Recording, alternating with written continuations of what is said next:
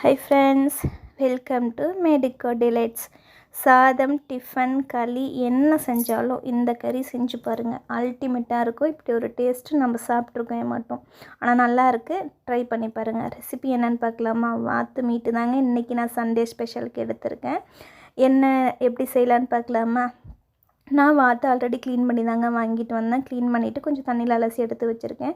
1 spoon மஞ்சத்தூள், 1 spoon கல்லுப்பு, 2 tumbler தண்ணி, கொஞ்சம் சோம்பு, 1 பட்டை போட்டு வச்சுட்டு 4 விசில் வச்சு எடுத்துக்கலாங்க. 3 தக்காளி, 3 வெங்காயத்தை நல்லா பொடி பொடியாக அரிஞ்சு எடுத்துக்கலாம். அது கூட ஒரு பச்சை மிளகாய், கறி லீஃபு, மல்லி இலை வச்சுக்கோங்க. தேவையானது பொடிங்க எல்லாம் என்னென்னு கடைசியாக சொல்கிறேங்க.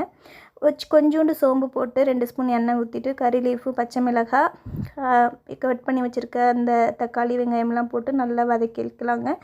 கண்ணாடி பதம் வதங்கினா போதும். அது கூடவே நம்ம ஆல்ரெடி 4 விசில் வச்சு எடுத்து வச்சுருக்கோம் இல்லையா கறி, அதில் வந்து அந்த தண்ணி சேர்த்திக்காமல் கறியை மட்டும் எடுத்து அது கூட போட்டு நல்லா பிரட்டிக்கலாங்க. பிரட்டி ஒரு 2 நிமிஷம் வேகட்டும்.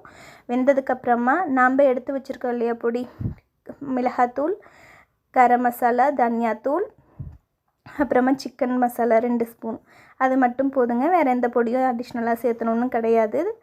இஞ்சி பூண்டு பேஸ்ட்டு சேர்த்துக்கோங்க. ஏன்னா நான் பூண்டு சேர்த்திக்கல, அதனால் இஞ்சி பூண்டு 2மே விழுதாக சேர்த்திக்கிட்டேன். ஒரு 3 நிமிஷம் வந்துட்டு அந்த பச்சை வாசம் போகிற வரைக்கும் வேக வைங்க. வேக வச்சுட்டு இப்போது நம்ம ஆல்ரெடி தண்ணி வச்சுருக்கோம் இல்லையா, குக்கரில் இருக்கோம் இல்லையா, அந்த தண்ணியை மட்டும் எடுத்து இதில் ஊற்றிக்கோங்க. ஊற்றிட்டு ஒரு கொதி வரட்டும். வந்ததுக்கப்புறம் மல்லி இலை போட்டு இறக்கிட்டு உங்களுக்கு கிரேவி என்ன பதத்துக்கு வேணுமோ அது ஒரு 10 நிமிஷம் வேக வச்சுக்கோங்க. சூப்பராக இருக்குங்க. ரோட்டு கடையில் கிடைக்கிற மாதிரியே இருக்குது. நான் ஆல்ரெடி கடையில் சாப்பிட்டு பார்த்துட்டு தான் இதை செய்கிறேன். சூப்பராக இருக்குது. சாதத்துக்கும் வச்சுக்கலாம், இல்லை ஏதாவது களி செஞ்சிங்கனாலும் அதுக்கு சாப்பிட்டுக்கலாம். டிஃபனுக்கும் நல்லாயிருக்கும்.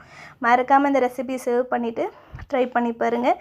நம்ம சேனலை ஃபாலோ பண்ணாதீங்க, ஃபாலோ பண்ணிக்கோங்க. அடுத்தடுத்த ரெசிபி வந்துக்கிட்டே இருக்குது, மறக்காமல் பாருங்கள். பாய்.